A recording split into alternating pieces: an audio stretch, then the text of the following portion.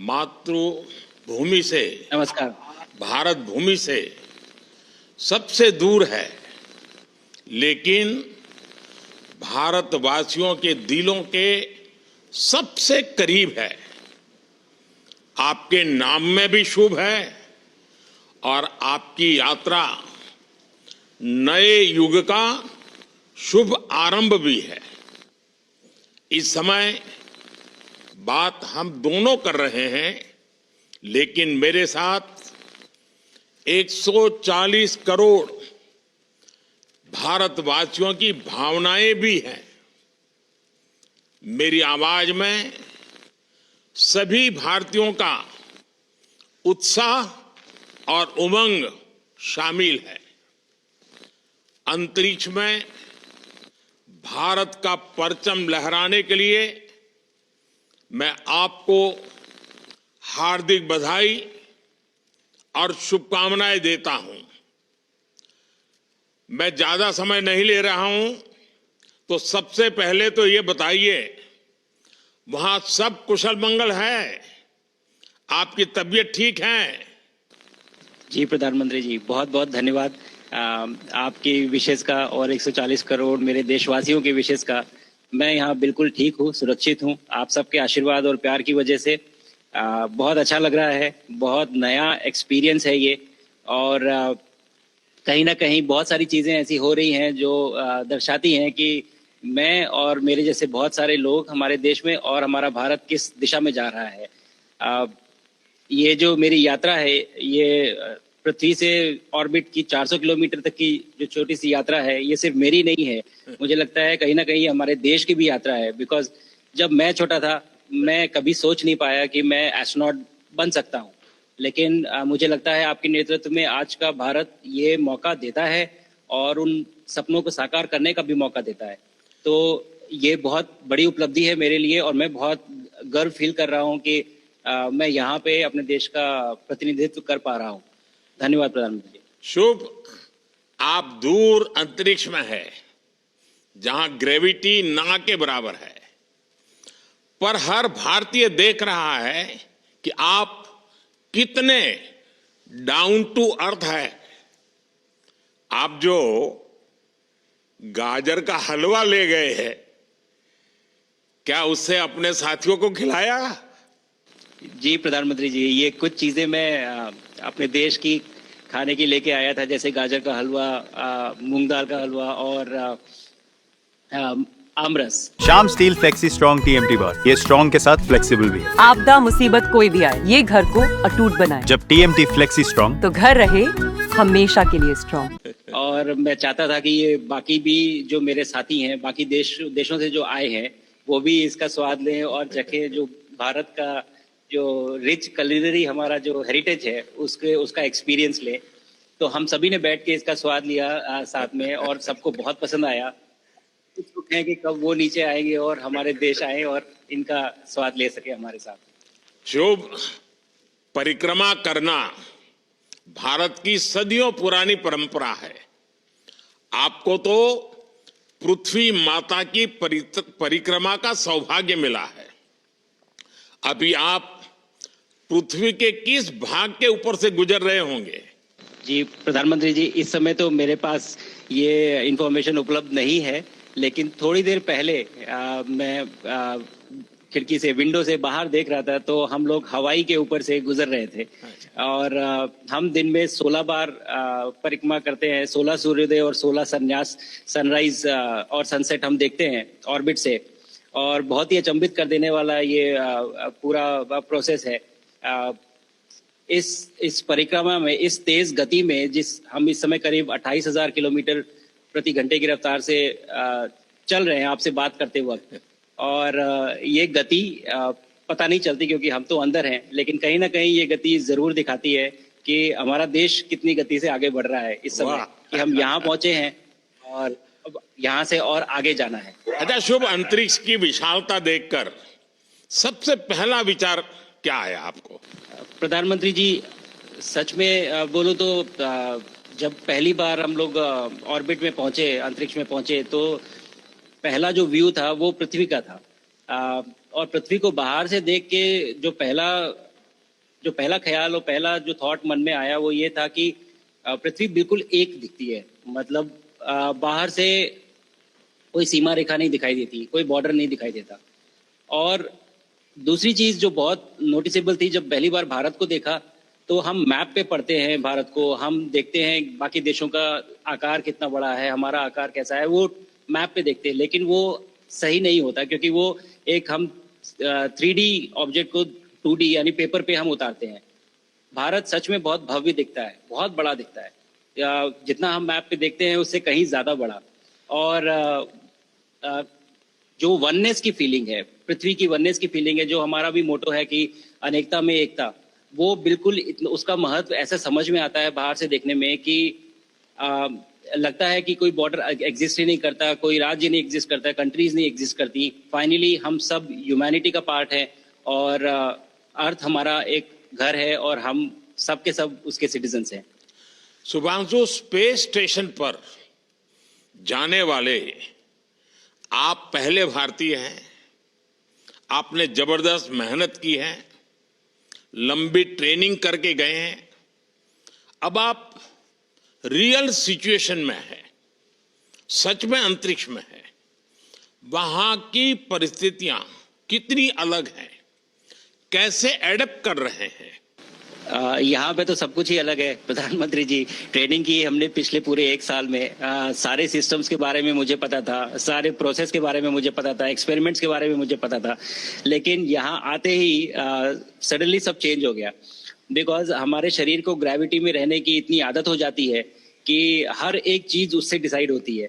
पर यहाँ आने के बाद चूंकि ग्रेविटी माइक्रो ग्रेविटी है, एब्सेंट है, तो छोटी छोटी चीजें भी बहुत मुश्किल हो जाती हैं। अभी आपसे बात करते वक्त मैंने अपने पैरों को बांध रखा है, नहीं तो मैं ऊपर चला जाऊंगा। और माइक पे भी जैसे छोटी छोटी चीजें हैं, इसको छोड़ भी दूं तो भी ये ऐसे फ्लोट करता रहता है। पानी पीना, पैदल चलना, सोना बहुत बड़ा चैलेंज है। आप छत पे सो सकते हैं, आप दीवारों पे सो सकते हैं, आप जमीन पे सो सकते हैं। तो पता सब कुछ होता है प्रधानमंत्री जी, ट्रेनिंग अच्छी है, लेकिन वातावरण चेंज होता है तो थोड़ा सा यूज टू होने में 1-2 दिन लगते हैं, बट फिर ठीक हो जाता है। भारत की ताकत साइंस और स्पिरिचुअलिटी दोनों है। आप अंतरिक्ष यात्रा पर हैं, लेकिन भारत की यात्रा भी चल रही होगी। भीतर में भारत दौड़ता होगा। क्या उस माहौल में मेडिटेशन और माइंडफुलनेस का लाभ भी मिलता है क्या? जी प्रधानमंत्री जी, मैं बिल्कुल सहमत हूँ।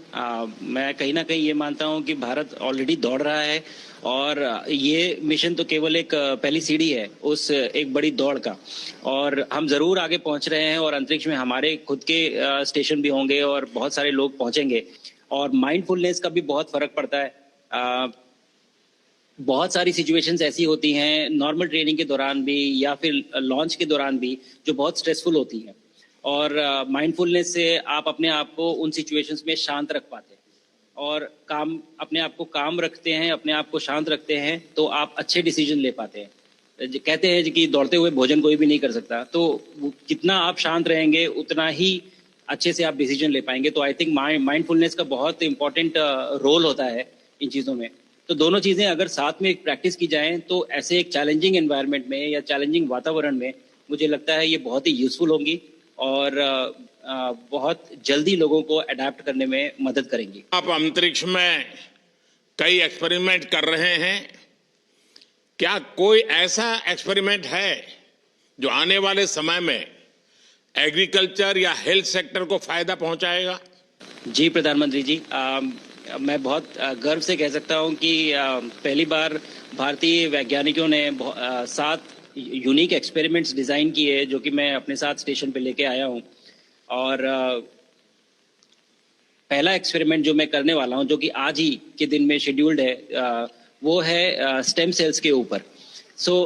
अंतरिक्ष में आने से क्या होता है कि ग्रेविटी चूंकि एब्सेंट होती है तो लोड खत्म हो जाता है, तो मसल लॉस होता है।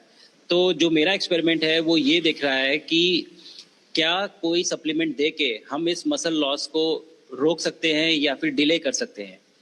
इसका डायरेक्ट इम्प्लीकेशन धरती पे भी है कि जिन लोगों का मसल लॉस होता है ओल्ड एज की वजह से उनके ऊपर ये सप्लीमेंट्स यूज किए जा सकते हैं। तो मुझे लगता है कि ये डेफिनेटली वहाँ यूज हो सकता है। साथ ही साथ जो दूसरा एक्सपेरिमेंट है वो माइक्रो एल्गी की ग्रोथ के ऊपर। ये माइक्रो एल्गी बहुत छोटे होते हैं लेकिन बहुत न्यूट्रिशियस होते हैं। तो अगर हम इनकी ग्रोथ देख सकते हैं यहाँ पे और ऐसा प्रोसेस इजाद करें कि ये ज़्यादा तादाद में हम इन्हें उगा सकें और न्यूट्रिशन हम प्रोवाइड कर सकें, तो कहीं ना कहीं ये फूड सिक्योरिटी के लिए भी बहुत काम आएगा धरती के ऊपर। सबसे बड़ा एडवांटेज जो है स्पेस का वो ये है कि ये जो प्रोसेस है यहाँ पे बहुत जल्दी होते हैं, तो हमें महीनों तक या सालों तक वेट करने की जरूरत नहीं होती। तो इसलिए यहाँ के जो रिजल्ट चंद्रयान की सफलता के बाद देश के बच्चों में, युवाओं में विज्ञान को लेकर एक नई रुचि पैदा हुई। अंतरिक्ष को एक्सप्लोर करने का जज्बा बढ़ा। अब आपकी ये ऐतिहासिक यात्रा उस संकल्प को और मजबूती दे रही है। आज बच्चे सिर्फ आसमान नहीं देखते, वे यह सोचते हैं मैं भी वहां पहुंच सकता हूं। यही सोच, यही भावना हमारे भविष्य के स्पेस मिशंस की असली बुनियाद है।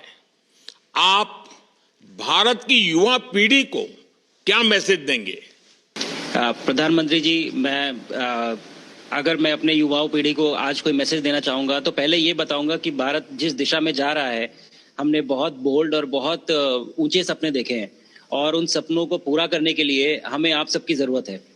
तो उस जरूरत को पूरा करने के लिए मैं ये कहूंगा कि सक्सेस का कोई एक रास्ता नहीं होता कि आप कभी कोई एक रास्ता लेता है, कोई दूसरा रास्ता लेता है, लेकिन एक चीज जो हर रास्ते में कॉमन होती है वो ये होती है कि आप कभी कोशिश मत छोड़िए, नेवर स्टॉप ट्राइंग। अगर आपने ये मूल मंत्र अपना लिया कि आप किसी भी रास्ते पे हो, कहीं पे भी हो, लेकिन आप कभी गिव अप नहीं करेंगे, तो सक्सेस चाहे आज आए या कल आए पर आएगी जरूर। मुझे पक्का विश्वास है कि आपकी ये बातें देश के युवाओं को बहुत ही अच्छी लगेगी। और आप तो मुझे भली भांति जानते हैं, जब भी किसी से बात होती है तो मैं होमवर्क जरूर देता हूं। हमें मिशन गगनयान को आगे बढ़ाना है, हमें अपना खुद का स्पेस स्टेशन बनाना है और चंद्रमा पर भारतीय एस्ट्रोनॉट की लैंडिंग भी करानी है। इन सारे मिशंस में आपके अनुभव बहुत काम आने वाले हैं। मुझे विश्वास है आप वहां अपने अनुभवों को जरूर रिकॉर्ड कर रहे होंगे। जी प्रधानमंत्री जी, बिल्कुल। ये पूरा मिशन की ट्रेनिंग लेने के दौरान और एक्सपीरियंस करने के दौरान जो मुझे लेसन्स मिले हैं, जो मुझे सीख मिली है, वो सब एक स्पॉन्ज की तरह मैं एब्जॉर्ब कर रहा हूँ और मुझे यकीन है कि ये सारी चीज़ें बहुत वैल्यूएबल प्रूव होंगी, बहुत इम्पॉर्टेंट होंगी हमारे लिए जब मैं वापस आऊँगा और हम इन्हें इफेक्टिवली अपने मिशंस में इनके लेसन्स अप्लाई कर सकेंगे और जल्दी से जल्दी उन्हें पूरा कर सकेंगे। बिकॉज मेरे साथी जो मेरे साथ आए थे, कहीं ना कहीं उन्होंने भी मुझसे पूछा कि हम कब गगनयान पे जा सकते हैं, जो सुन के मुझे बहुत अच्छा लगा और मैंने बोला कि जल्दी ही। तो मुझे लगता है कि ये सपना बहुत जल्दी पूरा होगा और मेरी जो सीख मुझे यहाँ मिल रही है वो मैं वापस आके उसको अपने मिशन में पूरी तरह से 100% अप्लाई करके और उनको जल्दी से जल्दी पूरा करने की कोशिश करेंगे। शुभांशु, मुझे पक्का विश्वास है कि आपका ये संदेश एक प्रेरणा देगा। और जब हम आपके जाने से पहले मिले थे, आपका परिवारजन के भी दर्शन करने का अवसर मिला था और मैं देख रहा हूं कि आपके परिवारजन भी सभी उतने ही भावुक है, उत्साह से भरे हुए हैं। शुभांशु, आज मुझे आपसे बात करके बहुत आनंद आया। मैं जानता हूं आपके जिम में बहुत काम है और 28,000 किलोमीटर की स्पीड से काम कर रहे हैं आपको, तो मैं ज्यादा समय आपका नहीं लूंगा। आज मैं विश्वास से कह सकता हूं कि ये भारत के गगनयान मिशन की सफलता का पहला अध्याय है। आपकी यह ऐतिहासिक यात्रा सिर्फ अंतरिक्ष तक सीमित नहीं है, यह हमारी विकसित भारत की यात्रा को तेज गति और नई मजबूती देगी। ये स्टाइल का मामला है। रूपा फ्रंटलाइन।